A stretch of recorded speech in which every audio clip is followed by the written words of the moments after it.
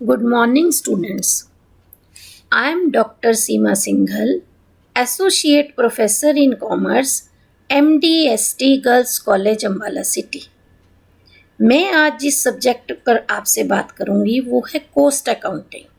ये बीकॉम के 5th semester का सब्जेक्ट है। इसमें हम आज 4th चैप्टर डिस्कस करेंगे, that is labour cost computation and control. कई बुक्स में इस चैप्टर का नाम अकाउंटिंग फॉर लेबर भी है। इसका सेम मतलब है, बेसिकली ये लेबर कॉस्ट का चैप्टर है। फर्स्ट पार्ट मैंने पहले आपसे डिस्कस किया था। आज मैं इसी चैप्टर का दूसरा पार्ट की वीडियो लेकर आई हूँ और हम इसमें जो जो कंटेंट्स डिस्कस करेंगे वो हैं, सबसे पहले हम देखेंगे समझेंगे labour turnover, causes of labour turnover, costs of labor turnover, control over labor turnover, measurement of labor turnover with examples। फिर idle time क्या है, ओवर टाइम क्या है, कैजुअल लेबर्स क्या होती है, वर्कर क्या होते हैं, आउट वर्कर क्या होते हैं। उसके बाद हम करेंगे मेथड्स ऑफ वेज पेमेंट कि कौन से मेथड्स हैं वेज पेमेंट के, and then features for successful wage plan के जो हम वेज पेमेंट के लिए जो प्लान्स बना रहे हैं उसके लिए हमें किन बातों का ध्यान रखना है। तो सबसे पहले पढ़ते हैं labour turnover. Labour turnover refers to the change in labour force during specified period. इसका मतलब किस रेट से आपकी लेबर चेंज हो रही है। इसका मतलब कि आपके वर्कर्स कितने बाहर जा रहे हैं और कितने रिटायरमेंट की वजह से या रिट्रेंचमेंट की वजह से या टर्मिनेशन की वजह से आपकी कंपनी छोड़ के जा रहे हैं और उनके बदले कितने लोग आ रहे हैं। ये सब किस में आएगा, लेबर टर्नओवर में। तो हम इसकी डेफिनेशन ऐसे भी कर सकते हैं कि rate of change in composition of labour force. Composition हम इसलिए कह रहे हैं कि पहले कोई और वर्कर थे, अब चेंज होकर उनकी जगह दूसरे आ गए हैं। और ratio of replaced workers to total number of worker को हम कहेंगे लेबर टर्नओवर रेशो। किसी भी कंपनी में, किसी भी ऑर्गेनाइजेशन में अगर high percentage of labour turnover है, इसका मतलब वहाँ पर लेबर स्टेबल नहीं है, and that is very costly affair और उसे जितना हो सके उतना अवॉइड करना चाहिए। उसके बाद कॉजेज ऑफ लेबर टर्नओवर, ये ऐसा होता क्यों है, लेबर छोड़कर क्यों जाती है या कौन से ऐसे कारण हैं जिनकी वजह से उन्हें छोड़ना पड़ता है। तो हम 3 रीजंस में उसे डिवाइड करेंगे। पहला पर्सनल कॉजेज, दूसरा अनअवॉइडेबल, तीसरा अवॉइडेबल कॉजेज। तो सबसे पहले हम करेंगे पर्सनल कॉजेज, जिसमें आएगा कि डेथ है, पर्सन ही नहीं रहा तो नेचुरली वो छोड़ के जाएगा। इल हेल्थ, उसकी सेहत ठीक नहीं है, या जॉब पसंद नहीं है, या जो वीमेन वर्कर्स वहाँ काम कर रही हैं वो उनकी मैरिज हो चुकी है या रिटायरमेंट हो चुकी है या कोई फैमिली प्रॉब्लम है जिसकी वजह से वो छोड़ के चली गई हैं, and you can't stop that person.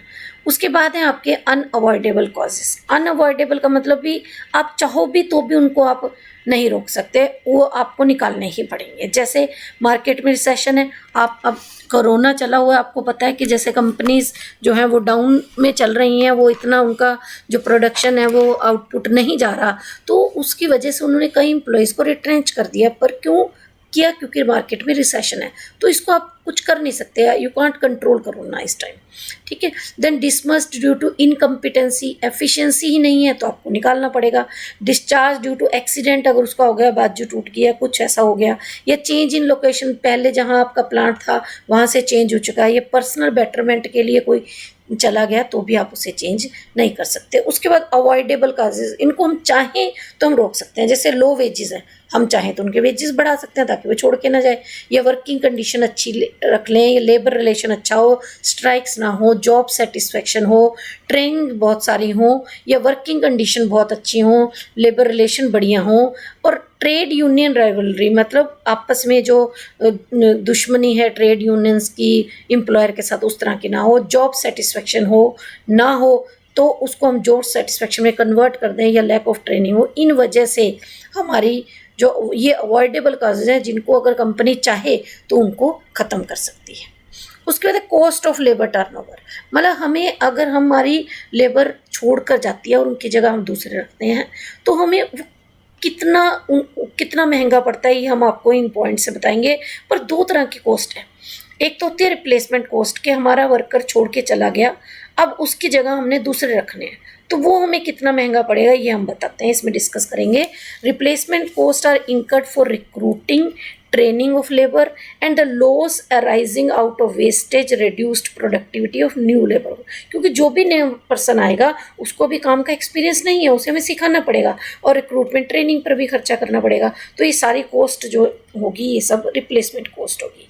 तो cost of recruitment, selection, training, cost of inefficiency of new worker या brokerage of tools and machines और वेस्टेज या डिफेक्टिव वर्क होगा, या cost due to loss of quality जो पहले जो पुराने वर्कर थे वो एक्सपीरियंस थे, अच्छी क्वालिटी का सामान बनाते थे, अब जो नए वर्कर आए उनको क्वालिटी के बारे में नहीं पता, तो वो भी जो लॉस है वो हमारा these are called replacement cost. उसके बाद प्रिवेंटिव, कि हम चाहें तो उस कॉस्ट को रोक सकते हैं, उसके लिए हमें क्या करना पड़ेगा, जैसे कॉस्ट ऑफ मेडिकल सर्विसेज, कि हमारे वर्कर हमारे पास रुके रहें, हम उनको मेडिकल फैसिलिटीज़ दें, वेलफेयर सर्विसेज दें और बेटर रिटायरमेंट बेनिफिट्स दें, रिटायरमेंट में ग्रेचुटी या पेंशन बेनिफिट्स दें, गुड वर्किंग कंडीशन हो और सेफ्टी मेजर्स उनको पूरे दें, यानी जिसकी वजह से मिनिमम एक्सीडेंट हो। अगर ये सब चीज़ों पर हम खर्चा कर देंगे तो हमारे वर्कर कम से कम छोड़कर जाएंगे, यानी लेबर टर्नओवर रेशो जो है वो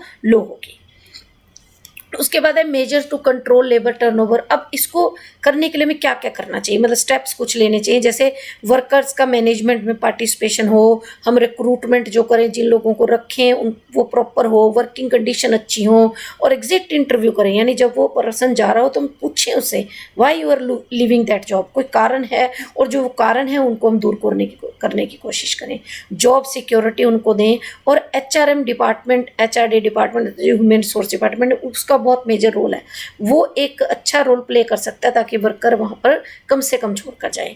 और सेटिस्फाइंग वेज प्लान के जो मेथड, वेज प्लान के हम इंसेंटिव मेथड जो नेक्स्ट लेक्चर में पढ़ेंगे वो ऐसे हों जो जिससे वर्कर्स सेटिस्फाइड रहें, यानी एफिशिएंट वर्कर को उसके काम का उसको रिवार्ड प्रॉपर मिलना चाहिए।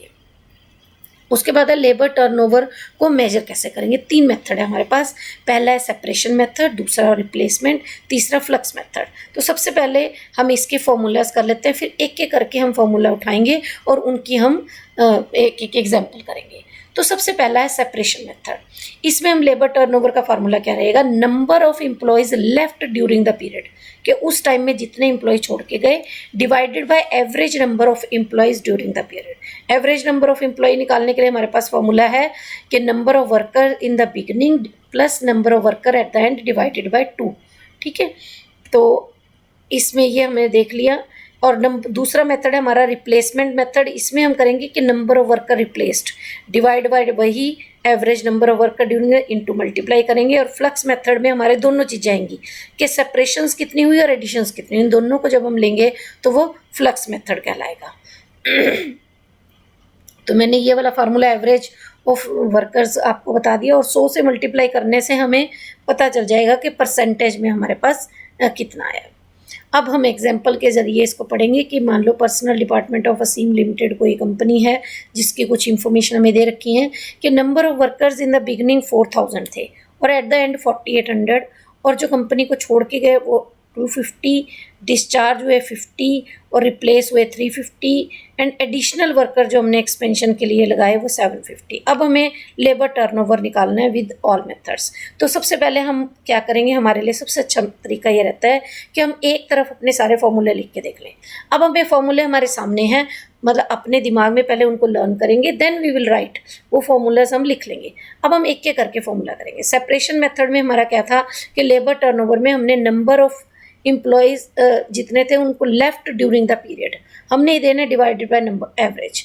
अब एवरेज के लिए क्या आएगा कि दोनों बिगनिंग और एंड वाले दोनों। अब हम इसके लिए इस क्वेश्चन को दोबारा देखेंगे कि बिगनिंग में हमारे पास कितने थे 4000, एंड में हमारे 4800, और जितने हमारे डिस्चार्ज हो गए और लेफ्ट वो 250 और 50 हैं, इन दोनों को हम ऐड करेंगे तब हमारे पास आ जाएगा 50 + 250 डिवाइडेड बाय 4000 + 4800 डिवाइडेड बाय 2। तो ये लेबर टर्नओवर रेशो आपके पास आ गई 6.82, इसे हम 100 से मल्टीप्लाई कर लेंगे। उसके बाद लेबर टर्नओवर हमने क्या निकालना है, रिप्लेसमेंट, कि कितने वर्कर रिप्लेस हुए। तो रिप्लेस हुए 350, उसका हम फॉर्मूला लगा के करेंगे, वो 7.95 आया। देन फ्लक्स मेथड, इसमें हमने दोनों लेने हैं, ये वाले 350 भी और ये 300 भी और ये 350 भी, इन दोनों को हम लेंगे तो हमारे पास 300 प्लस 350 कितना हो गया 650 डिवाइडेड बाय 48, ये 8800 डिवाइडेड बाय 2 करेंगे तो 4400, यानी 650 डिवाइडेड बाय अगर हम 4400 करेंगे तो 14.77। तो इन तीनों मेथड से हम अलग अलग तरीके से कैलकुलेट करेंगे और ये एग्जाम्पल में हमने फॉर्मूले अलग लिख लेने हैं, उन फॉर्मूलेस को देखकर हमने इसे सॉल्व करना है। उसके बाद है हमारे पास idle time method. Idle time क्या होता है? सॉरी, आइडल टाइम का मतलब है कि जो एक वर्कर, क्या हमने अभी करा था टाइम कीपिंग डिपार्टमेंट में, किस टाइम आता है और किस टाइम जाता है। अब आना जाना तो मीन्स उसने टाइम उस कंपनी में कितना स्पेंड किया, ये तो वो उसका अराइवल एंड डिपार्चर टाइम, लेकिन एक्चुअल में उसने कितना काम किया, प्रोडक्टिव वर्क कितना किया, उसे हम ये चेक करेंगे और फिर एक्चुअल टाइम और प्रोडक्टिव वर्क का जो डिफरेंस होगा वो आइडल टाइम होगा। अब आइडल टाइम को हम अगर डिफाइन करना चाहें तो मतलब कि जितना टाइम आप फ्री बैठे रहे, आपने कोई काम नहीं किया। कॉजेज क्या हो सकते हैं इसके? अवॉइडेबल, अनअवॉइडेबल, तीन दोनों तरह के हो सकते हैं। अवॉइडेबल कैसे कि हम चाहें तो उन्हें रोक सकते हैं, जैसे पावर फेलियर, पावर सप्लाई खत्म होगी तो अब हमें, ये तो कंपनी का काम है कि वो वर्कर को फ्री ना बैठने दे और पावर सप्लाई प्रोवाइड करे। या मशीनरी में ब्रेक डाउन हो गया है, नॉन अवेलेबिलिटी ऑफ मटेरियल ही नहीं मिल रहा, तो वर्कर फ्री बैठेगा, इसमें वो उस चीज़ को, वर्कर का कसूर नहीं है, ये कंपनी का कसूर है। स्ट्राइक होगी, लॉकआउट हो गया, ये सारे कारण, या नेचुरल क्लैमिटी है, इसकी वजह से भी हो सकता है। अब अनअवॉइडेबल है कि जिसको हम चाहें तो भी इन कारणों को हम नहीं रोक सकते, जैसे movement from one job to another. अब एक कमरे से दूसरे कमरे तक जाना है, उड़ के तो जाएगा नहीं, अब वो चल के जाएगा। अब जब जाएगा तो टाइम भी उसका कुछ ना कुछ लगेगा, तो इसे हम कहते हैं movement from one job to another. उसके बाद दूसरा है हमारे पास टाइम टू टेक इंस्ट्रक्शन। अब पर्सन खड़ा है, उसका सुपरवाइजर उसे इंस्ट्रक्शन दे रहा है, तो कुछ टाइम तो उसमें भी लगेगा। देन टी ब्रेक, अब सारा दिन 8 आवर्स 9 आवर्स वर्क करना है तो कॉन्टीन्यूसली तो नहीं कर सकते, उसमें कुछ पॉज भी आएगा। वो जो टी ब्रेक लेते हैं फ्रेश होने के लिए, उसे हम कहते हैं फटीग से बचने के लिए। पर्सनल नीड्स, वॉशरूम जाना है, फ्रेश होने जाना है तो भी। देन माइनर एक्सीडेंट, छोटा मोटी चोट लग जाती है तब भी आप थोड़ा पॉज लोगे, या सेटिंग अप टाइम, मशीन को स्टार्ट करने में बंद करने में जो टाइम लगता है, या movement from gate to production, अब गेट में एंटर करा, अपने पंचिंग मशीन से अपने अटेंडेंस लगाई, उसके बाद प्रोडक्शन फ्लोर तक आप गए तो वो भी आपका टाइम लगेगा। फिर हम जो आइडल टाइम है उसे मिनिमाइज करने के लिए हम कुछ काम कर सकते हैं, जैसे अगर हम चाहें तो प्रोडक्शन को हम प्लान्ड इन एडवांस, जो प्रोडक्शन है उसको प्रॉपरली प्लान करें। परचेजिंग मटेरियल हमारे पास प्रॉपर हो, ताकि ये ना हो कि एट ए टाइम मटेरियल ख़त्म हो जाए। मेंटेनेंस मशीन की प्रॉपर हो, और मैन पावर को हम इफेक्टिवली यूज़ करें, ताकि उनको खुद भी समझा के रखें कि आप अच्छा काम करेंगे तो आपको पेमेंट ज़्यादा मिलेगी और आपका एफिशिएंसी लेवल बढ़ेगा तो आपके इंसेंटिव्स बढ़ेंगे, इस तरीके से। Then responsibility of idle, controlling idle time should be properly defined and fix, कि अगर आप इस चीज़ को करना चाहते हो तो जो सुपरवाइज़र है उसको बताएं कि अगर आपने आइडल टाइम को कम से कम करने की कोशिश ना की तो आपके ऊपर इसका बात आएगी, वर्कर पर नहीं। तो इसलिए उसका सुपरवाइज़र को इस बात के बारे में क्लियर करना पड़ेगा। अब ट्रीटमेंट क्या है? आइडल टाइम को हम दो तरीके से क्लासीफाई कर सकते हैं, एक नॉर्मल, एक एबनॉर्मल। नॉर्मल का मतलब क्या है कि दैट वेस्ट ऑफ टाइम जिसको तुम बंद ही नहीं कर सकते, कमी ही नहीं कर सकते, इट इज़ नॉर्मल।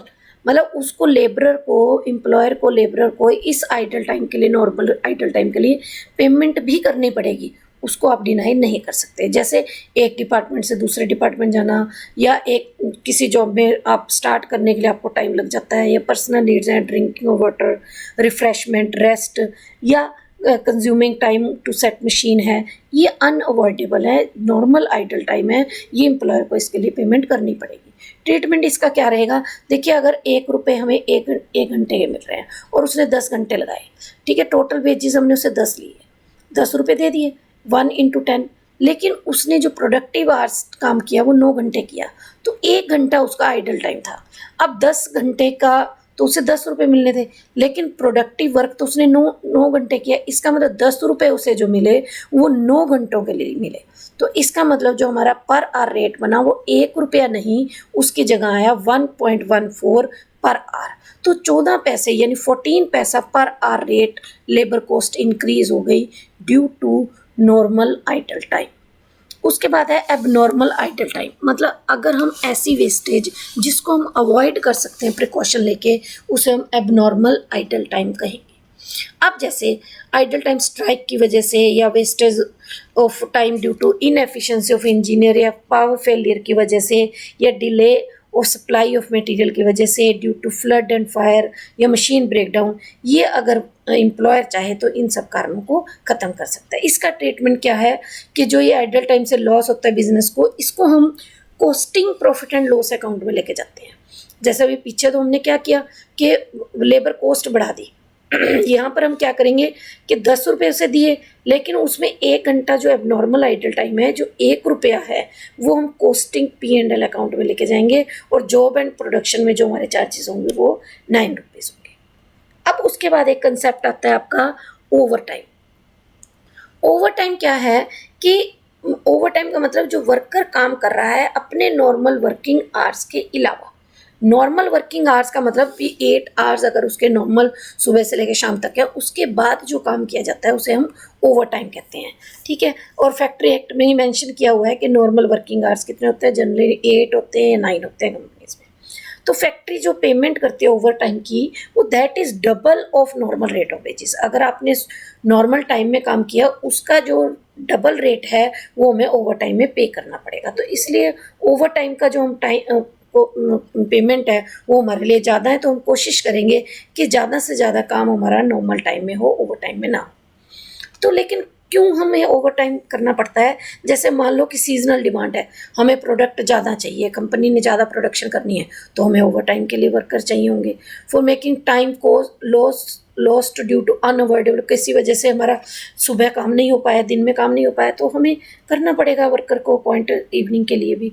या हम चाहते हैं कि कस्टमर ने कहा कि नहीं मुझे तो ये आज के दिन में ही काम करके दो, तब भी हमें लेबर को अपॉइंट करना पड़ेगा ओवर टाइम के लिए। या पॉलिसी डिसीजन है अगर कंपनी की कि हर पर्सन को 2 घंटे काम करना ही पड़ेगा, उसका काम ही इतना ज़्यादा, तो भी हो सकता है। लेकिन इसके बहुत नुकसान है हमें। सबसे पहली बात तो ये है कि लेबर कॉस्ट बढ़ती है। अब रात को काम हो रहा है इसलिए लाइट का भी खर्चा बढ़ेगा। फिर कुछ ऐसे टैक्टिस हैं, कुछ लोग क्या करते हैं कि नॉर्मल वर्किंग आवर्स में काम ही नहीं करते।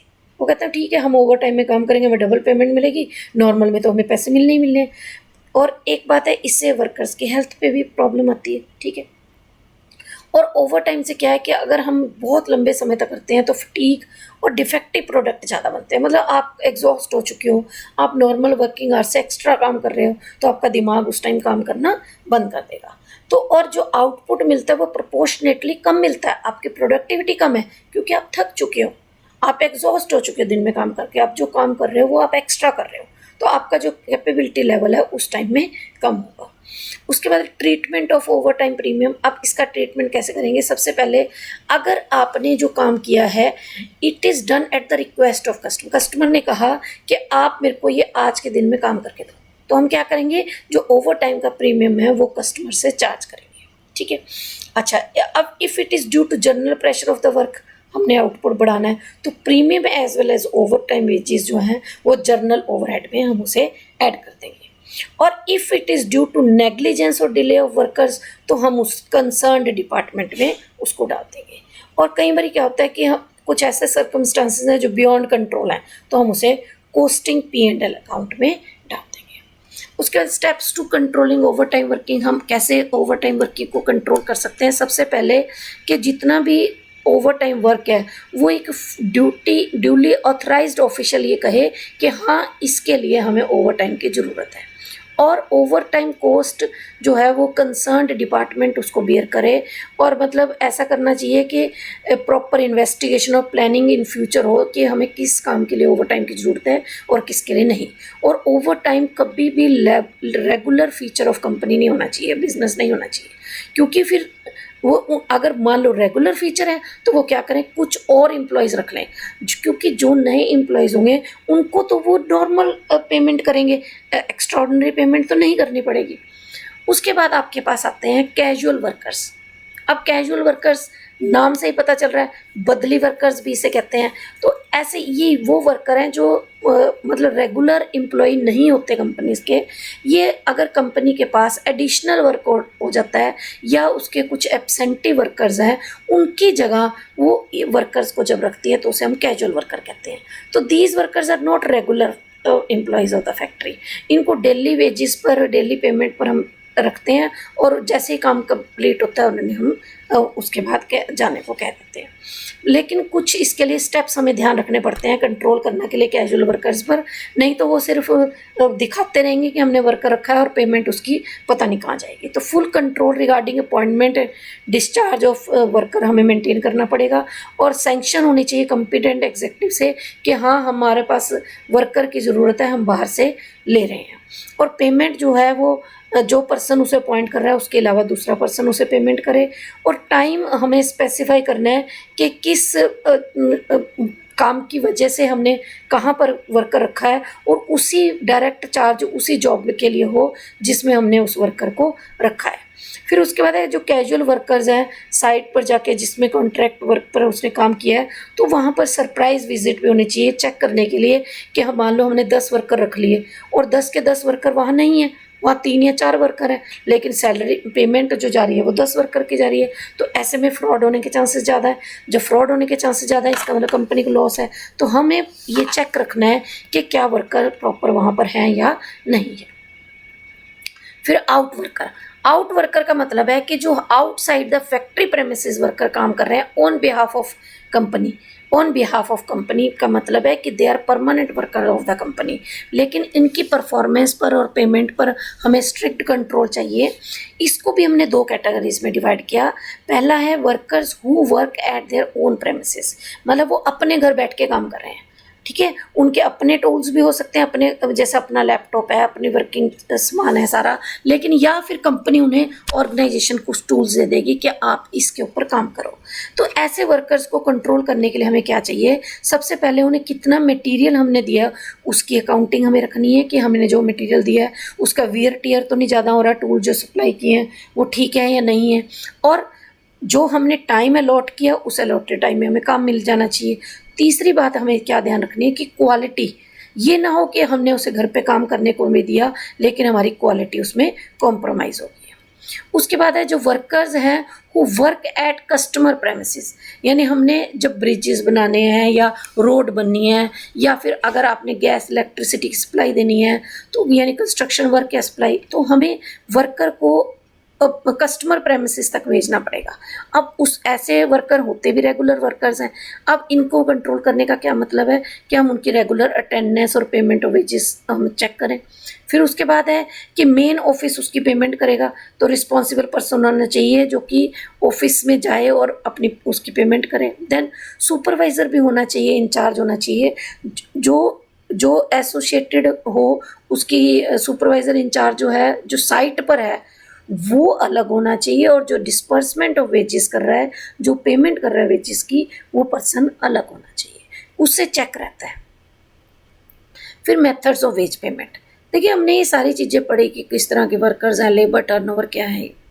इन सब चीज़ों को रोकने के लिए या ये कहें कि वर्कर्स की एफिशिएंसी लेवल को बढ़ाने के लिए हमें वर्कर्स को वेजेस देने। अब वेजेस को पे करने के लिए वी हैव डिफरेंट मेथड्स। तो वेज क्या है, बेसिकली एक मॉनेटरी कंपनसेशन है। किसको दिया जाता है, वर्कर को। किस वजह से दिया जाता है, क्योंकि उसने काम किया।